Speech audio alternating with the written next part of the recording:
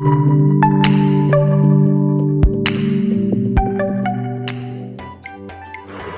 everyone, as you all know me, I'm your science teacher Miss Rija, and today we will learn about the human body. In this topic you will learn the body contains many organs. The brain is the control center of the body. All living things are made up of cells.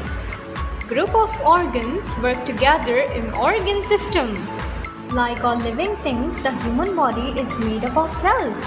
Cells are the smallest building unit of the living things. We have bone cells, muscle cells, heart cells, blood cells, and so on.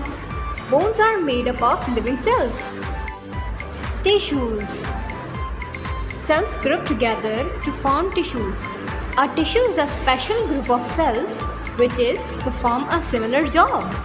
Tissues can be muscular, connective, nervous, and epithelial.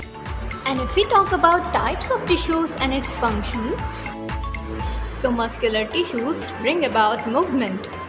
Connective tissues give shape to the organ and hold them in place.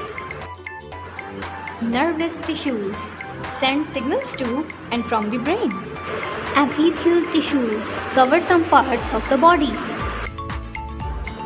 And if we talk about organs, group of tissues that work together are called organs. The body's functions are performed by organs. For example, the heart is an organ made up of tissue that contracts to pump blood to all parts of the body. And now about the organ system. Although each organ has a specific function, the organ system is a group of organs which works together to do special jobs. The digestive system consists of stomach, small intestine, large intestine, and different type of tissues. This picture shows you what you have learned so far in order of a size increasing complexity: cells, tissues, organs, the stomach, and organ system. The skeletal system. Think what it would be like if there is no bones in your body. You would not be able to walk, run, sit, stand, play football and cricket, or make any movement. All bones together make up the skeleton.